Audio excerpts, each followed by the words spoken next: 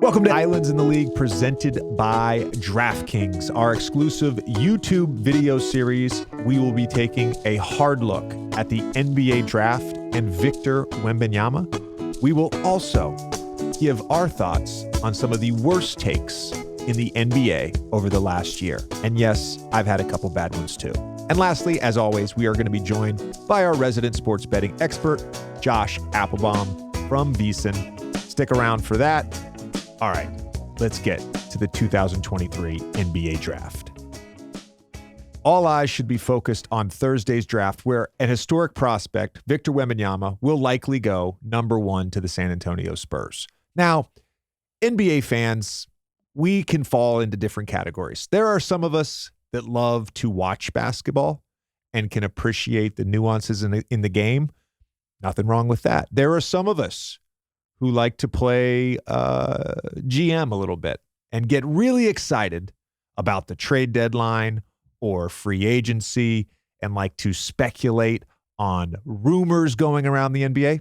Nothing wrong with that. Whatever draws you into the NBA, totally cool with me. I sense that there isn't as much excitement about the NBA draft. And I'm here to tell you that the NBA draft is just as important, if not more important, than the trade deadline, than free agency, and yet it doesn't generate the same amount of buzz. Now, why is that? It's likely because college players, European players, G League players, overtime players now coming into the draft, they're unknown.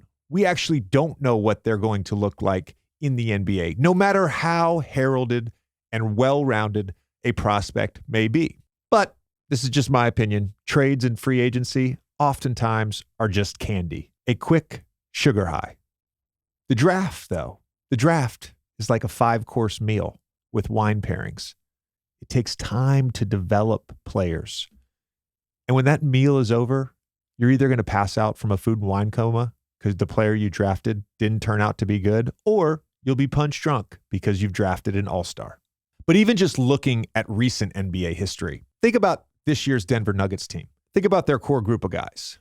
Jokic, drafted by the Nuggets. Jamal Murray, drafted by the Nuggets. Michael Porter Jr., drafted by the Nuggets. Last year's champion, the Golden State Warriors, their big three, all drafted by the Warriors. Steph, Klay, Draymond. As important as it is for free agency to fill out your roster, and as important as timely trades can be, the real way to team build in the NBA is through the draft. Now, there are some exceptions. I'll get into that in a little bit. But before we talk about Wembanyama and number 1 picks, and before we talk about the importance of the draft in team building, I do want to give a little backstory on the NBA draft lottery.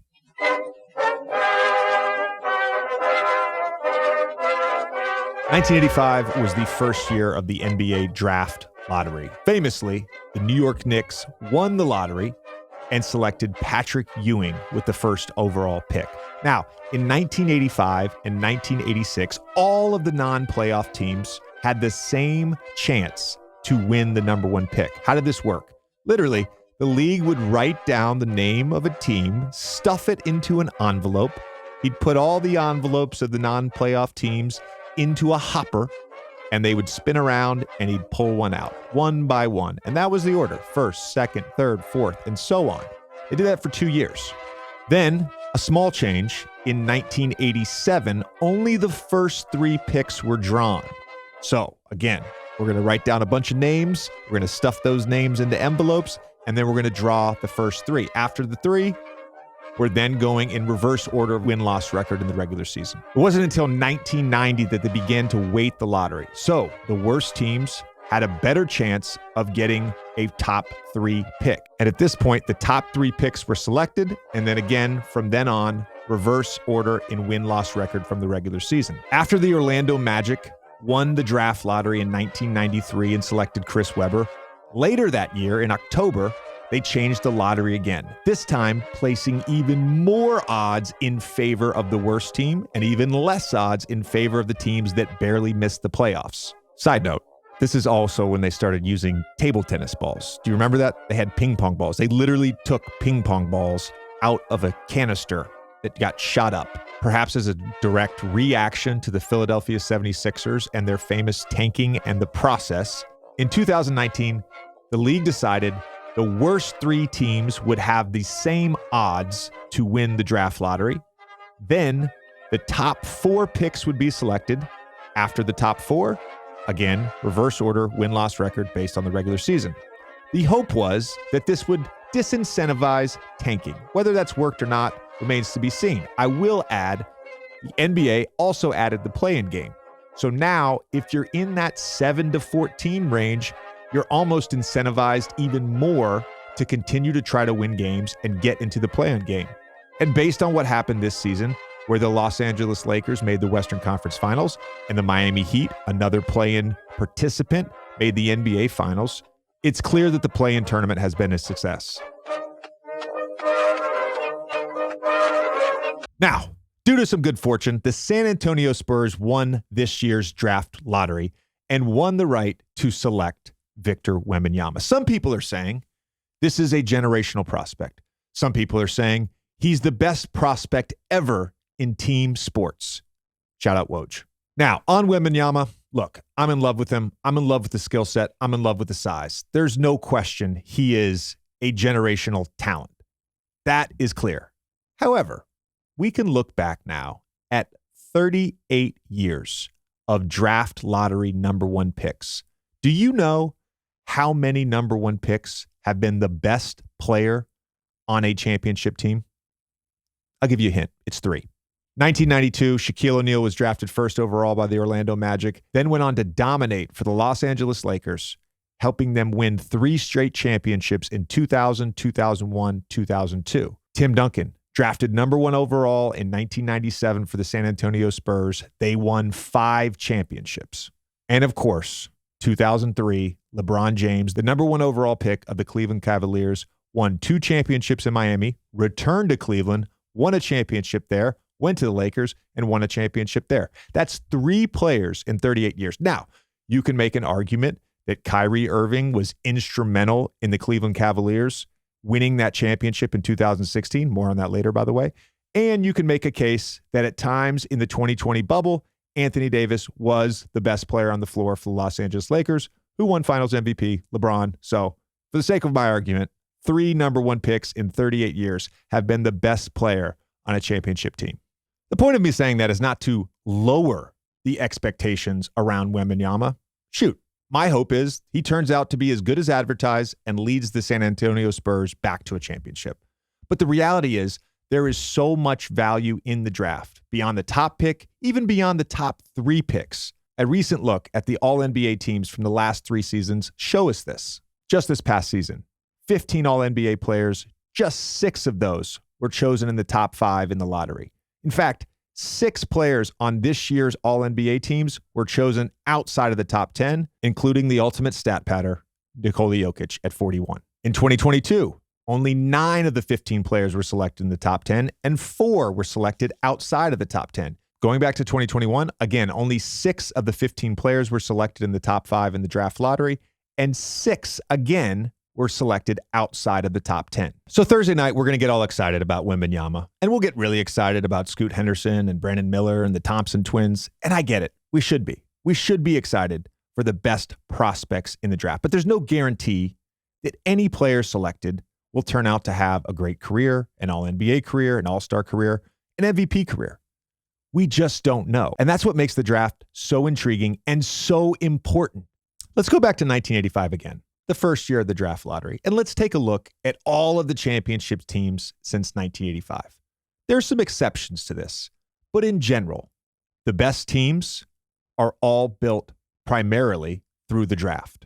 The Lakers and Celtics and Pistons of the 1980s, Magic, Worthy, Bird, McHale, Dumars, Rodman, Thomas, all drafted by their teams. The first three-peat for the Bulls, Jordan, Pippen, Horace Grant, all drafted by their teams. And yes, I recognize Scottie Pippen was drafted by the Seattle Supersonics, but it was a draft night trade. Hakeem Olajuwon, the last number 1 pick before the NBA draft lottery, he led the Houston Rockets to back-to-back championships in 1994 and 1995. The Bulls' second three-peat, Jordan, Pippen, and of course, Tony Kukoc, also drafted by the Bulls.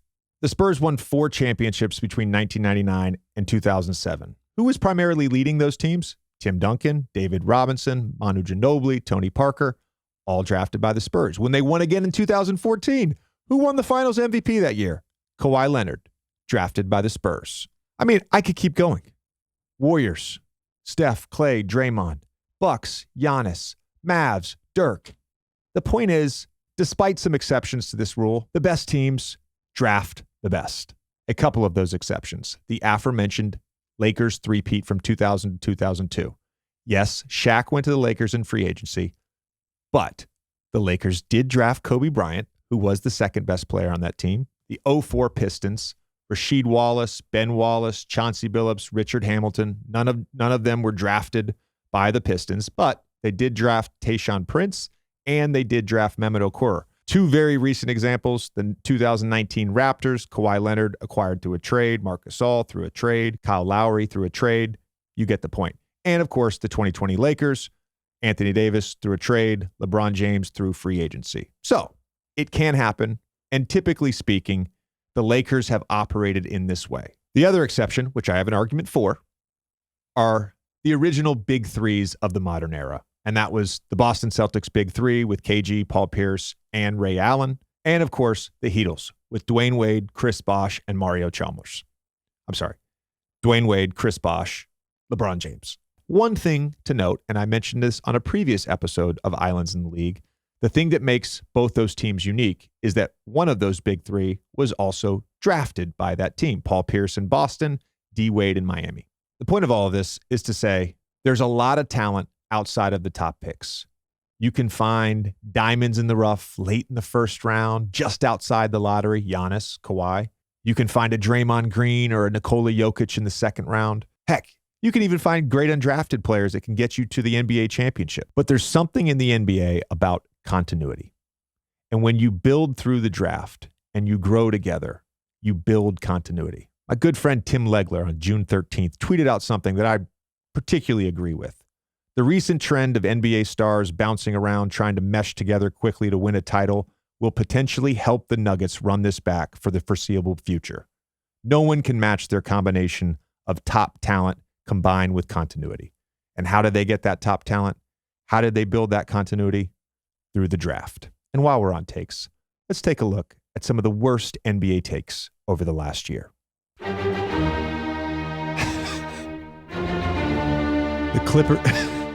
The Clippers should force Kawhi Leonard to retire.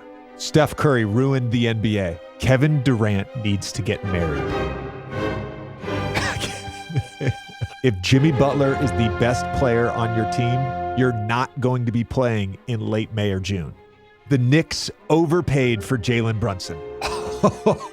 Damian Lillard is not a superstar. When people talk about whether the Phoenix Suns should be the favorites, they're absolutely the favorites. It's not even a question. It's not even a question. Oh my God. If Wemby is AD, KD, or Hakeem, it's a disappointment. That's ridiculous. I'm fine in the West. I can watch my French bulldog get run over by the mailman right now, and I would not react like that. Poor dog. Jokic isn't known for having a dominant postgame. I'd probably feel different about Jokic right now had he gone through Boston or Milwaukee. Those teams could be malpractice. That wasn't this year, though. I poke bears. There is no universe whatsoever where Aaron Gordon should shift the Denver Nuggets championship odds. I think Dirk is overrated by a lot of people. Greg Popovich is not a good coach. I love your shot. I would not be shocked if Pat Riley fired Eric Spoelstra. Tonight, Jokic was one big tub of Crisco. The fuck does that mean? Nikola Jokic is stat padding. We should treat this Lakers season as a celebration of LeBron's individual greatness. Nah, I stand by that take. You can't call the Warriors a dynasty. It's a run, not a dynasty. Can't win without cooperation.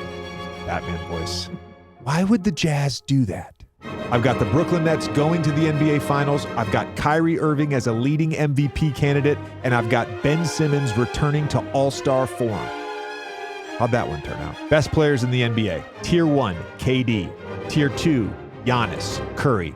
Tier 3, LeBron, Luka, Embiid. No Jokic? That's Victor Wembanyama. I cannot wait for Mad Dog to try to pronounce his name. Who would you take to start a team right now? Doncic or Doncic? Yeah, from Dallas. Lakers, obviously, with Etchatura. Why not go with De'Aaron Fox? I would think that Jokic of Denver. He can't do anything about Rihanna, whatever her name is. Rihanna.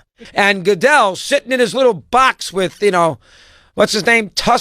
Elon Musk. Then from that point on, they brought the filibators. What is it called? The filibation units? It's De'Aaron Fox, not De'Aaron Fox. All right, let's welcome in Josh Appelbaum from VSiN. Josh, how are you, my friend? End of the NBA season. How you feeling? I'm feeling pretty good, JJ. It's great to be with you. Yeah, congrats to the Nuggets here. But, a lot of bettors might say, hey, this stinks, no more NBA. But remember, as bettors, you can pretty much get down all year long. The next big event here, obviously, is Thursday's NBA draft. And we're seeing some very interesting movement, JJ, for picks number 2 and 3. So hopefully you can give the listeners and the viewers here some insights here into betting the draft. Yeah, so again, we're recording this a week prior to the draft, but I want to touch on a little bit Wembanyama, obviously the odds-on favorite by a mile. You can already apparently bet him for Rookie of the Year. He's at minus 225 for Rookie of the Year. Look, in this episode, we talk about number one picks in the lottery era, and there have been 3 number one picks in 38 years since going back to 1985 who have been the best player on the best team. And that's not to say that there haven't been number one picks that are Hall of Famers, right? Dwight Howard, Patrick Ewing, Anthony Davis, and Kyrie Irving likely will be Hall of Famers.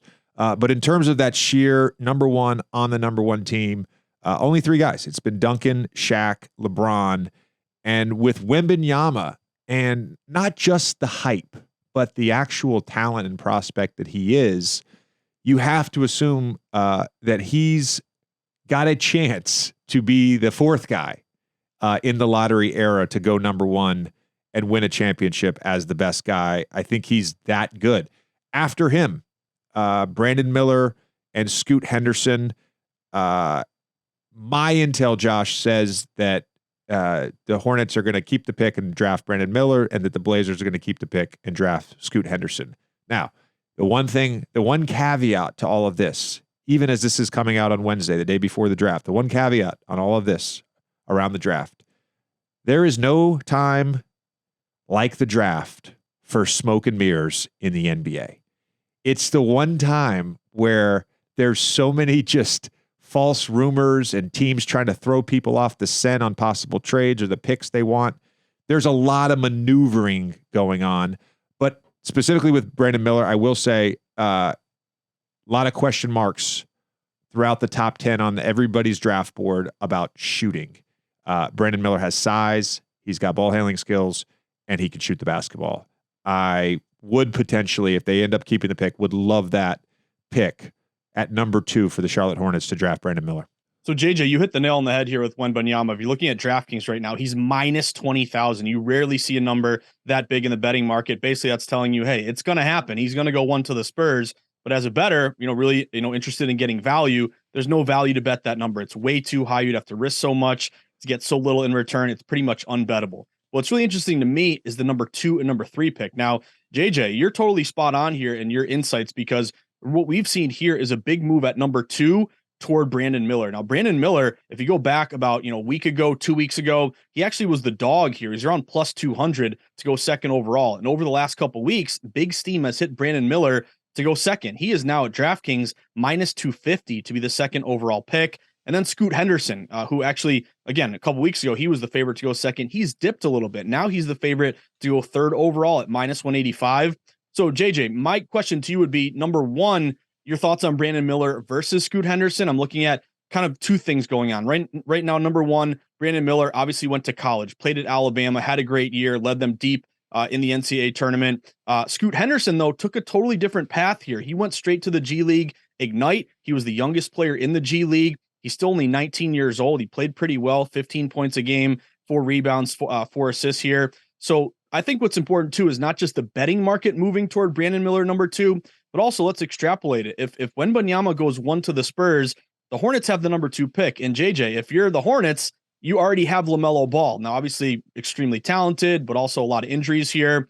are you going to double up and get another point guard after you already have LaMelo Ball? It seems to me Miller would be a perfect fit with the Charlotte Hornets. So is that what you're leaning here, JJ? Number one, who will be the better? Who would you take if you had the number 2 overall pick? Would you just go best player, or would you go kind of best fit here? And again, based on the odds, it looks like Miller is going 2 to the Hornets.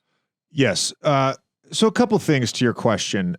From the people that I've talked to, and again, I am not a draft evaluator. I will be working the draft as an analyst. But in terms of evaluating prospects, that's not what I do. But the people that I've talked to, they all pretty much believe that Brandon Miller is the better prospect out of the two between Scoot and Brandon. I'm not here to say, because I think the draft is such a crapshoot and it's not my job to evaluate these prospects. I'm not here to say that means Brandon Miller is going to have a better career than Scoot Henderson. I think Scoot Henderson, on what I've read about him, what I've watched of him, the fact that he was a professional already and produced in a professional league as the youngest player, I think he's potentially a franchise player. I think he's potentially an all-star, all-NBA player. The fit to me for Brandon Miller is better with LaMelo Ball. And in some ways, I think the fit with Damian Lillard would be better with Brandon Miller than over Scoot Henderson. But I don't see the Blazers, if they do end up keeping this pick, you have to pick Scoot Henderson here. I think there's a tier of Victor Wembanyama at the top, and then there's a second tier of these two players, and then there's a tier of another 5 or 6 players. And that's sort of how I'm sort of viewing the overall top 10 here with respect to, where they sort of go. I think it gets interesting at 4, and I know Amen Thompson is currently the odds-on favorite right now at -130. Cam Whitmore just behind him at +150. It seems like, from everything I've read over the last month or so regarding the draft, it seems like Whitmore is a guy that has picked up a lot of steam. And if he is available at 5 to the Pistons, he potentially is their guy. No, that could make total sense here, JJ. I'm looking at the odds right now. You mentioned it. 4th overall, Amen Thompson is your favorite, -130. 5th overall, Cam Whitmore, +120. So a couple things when you're betting the NBA draft. It's different from just, being a fan and expecting what you think will happen. Really pay attention to the market movement here, because one thing that I really like to do when it comes to draft, whether it's the NFL draft, NBA draft, is look at late movement. Now, I'll give you the perfect example from last year, JJ. I made a mistake here because I remember vividly here, pretty much exactly a year ago, there was a tweet that came out from Woj saying that basically the Houston Rockets are going to go Jabari Smith number 1. The betting markets had a huge steam move in favor of Jabari Smith. And then what happened? Woj got it wrong. He very rarely gets it wrong. He got it wrong there. And then the markets quickly moved back to Paolo Banchero here. So to your point here, there's a lot of smoke and mirrors this time of year. Obviously, the Orlando Magic made the right pick with Banchero, who ended up being great and being rookie of the year. But I would just be a little wary of tweets that come out. I would focus more on the betting market, and I would really look at late movement. Again, when it comes to the day of the draft and the last few hours before the draft, pull up your DraftKings odds there, see which odds move and how they move late. That's when limits are raised and the bigger bets come in here. So, as right now, also, JJ, looking at some plus money props, like you mentioned it, Cam Whitmore, 5th overall, +120. All the numbers that we just talked about are big minus numbers. So I think if you're looking to, get the most out of your draft bets here, look at some of these plus money props, see how you can kind of extrapolate them and make some money. But again, lean on late day steam, game day steam, whether it's betting regular sports or the draft. It can be really successful here long term. Yeah, I will not be betting the draft. Number one, because I don't ever bet anything that I cover. I just fundamentally don't believe in it. I want to be an impartial observer to that, right? So I'm not going to ever bet a game that I'm calling. I'm not going to bet the NBA draft. I would say this, if I was to get into the nitty-gritty of the draft, to your point about late market movers, the things I would be paying attention to are the 4th overall pick, the 5th overall pick, and then we also have odds just to be a top 5 pick. And there's a couple guys out there, the other Thompson twin, Jarris Walker from Houston, Taylor Hendricks, and potentially Anthony Black, that are all projected somewhere between 6 and 9 or 6 and 10. But those 3 guys in particular, those 4 guys in particular, maybe they have a chance to sneak in as a top 5 pick if Houston decides to go with Whitmore. And then does Detroit move away from one of the Thompson twins? Like, there could be movement there, and that's why I think you're spot on. You got to pay attention to all of the intel that's out there, both publicly and privately. Josh, awesome stuff on the draft. I'm going to be fascinated not just by the draft, but free agency over the next 2 years or over the next 2 weeks. Could potentially be a lot of action regarding trades and the implications, both in the short term and the long term, for next NBA season are paramount over the next 2 weeks. And I want to get your sort of thoughts on title odds already, because it's never too early to talk next year's winner. Title odds already for next year's NBA championship. Yeah, so JJ, what's fascinating about this as well is you don't have to wait too long here. They're already up, so you can really take advantage of some of these numbers. I think if you're betting these NBA title futures right now, you're really looking for some long shots right now that you can, kind of get a better number on, like the Miami Heat. Even though they didn't win the NBA title, if you go back about a year ago, they were as high as 20-1, 30-1. You could have hedged that bet. You could have provided an opportunity to hedge and make some money regardless of the outcome. So here are the updated numbers right now. The Nuggets looking for a repeat here. Will they be the first team since the Warriors to repeat in 2017-18? They're the favorite at plus 450. Celtics, the books are still respecting them. We saw the respect that the books gave the numbers or the lines to the Celtics, always those big favorites, -8, -9 in the series against Miami. Even though they didn't win a lot of those games, it showed that their talent level is still something to be reckoned with. They have the second best odds at plus 550. You got to respect Giannis and the Bucks here. If they can stay healthy, plus 650, and they have a new coach, Suns plus 850. Will they be able to, they got rid of obviously Chris Paul. Can they bring in someone else to, offset some of the stars they already have with Booker and with Durant? And then Lakers, Warriors plus 1200. You have the Sixers plus 1300 and the Clips and the Mavericks plus 1700. So my question to you, JJ, do any of those teams jump out to you? Could you see the Nuggets, winning the title again and being the first to repeat? And then more importantly, I got to ask you this as a Celtics fan, how important are assistant coaches, JJ? Because, you're hearing right now the Celtics, they might just run it back. Maybe you make a trade, give away Brogdon or Smart, but they brought in Charles Lee, they brought in Sam Cassell. Is that enough in today's NBA to, kind of give your team a boost, or are assistant coaches really maybe not that important? I'll answer the second question first. I absolutely think assistant coaching staff is important, especially for a younger coach who hasn't been front of bench before, like Joe Mazzulla. Ime leaves 3 days before training camp. Joe takes over. They were missing a front of bench position. They took somebody from the back of the bench. Then Damon Stoudemire leaves about a month ago in the regular season. So in terms of continuity of coaching staff, there was a lot of sort of piecemealing last year. And I think bringing in these three guys, veteran NBA assistant coaches in Sam Cassell and Charles Lee, and then another NBA veteran in Steven Silas, who also has been a head coach, I think it'll be huge for the Boston Celtics. What jumps out to me, Josh, when I look at the odds for next year, I think there's the safety picks, which in all reality are the top three odds teams, right? The Denver Nuggets, the Boston Celtics, and the Milwaukee Bucks. I think the expectation with all three of those teams is that they probably won't do a ton in regards to trades and free agency. Some of it, of course, limited by cap space, but also I think both those teams, or all three of those teams, they're comfortable with the continuity of everything. So then what jumps out to me are some of the teams with higher odds that could potentially be big players either through a trade or in free agency. And I think about the Phoenix Suns, of course, at plus 850. Always think about the Lakers at plus 1200. Dallas is actually kind of interesting at plus 1700. They're going to have some optionality after securing the 10th pick. Kyrie with the opt out Kyrie with the free agency upcoming. Miami Heat could be a player for sure. They're always active in free agency and signing trades and whatnot. So that's an interesting team. And then just past them, the other two teams, Memphis Grizzlies at plus 2200. New Orleans Pelicans at plus 3,500. Both these teams were in first place at different times in the regular season in the Western Conference early in the season. Day before Zion got hurt, they were tied for second, just a game out of first place behind the Nuggets. They've got some options. They've drafted well. You have to assume some of these young guys are going to develop.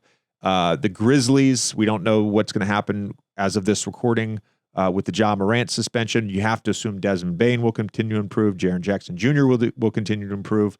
They have a ton of assets they can trade if someone becomes available. So I look for teams. If I was to bet right now on the NBA championship for next season, I would look for teams that have a strong foundation of talent, but the ability to then go be a player should a star become available. And that's really where I think you can sort of have a little bit of an advantage, is getting in early on some of these teams prior to their odds going in the other direction and being in the neighborhood of the Nuggets, Bucks, and Celtics.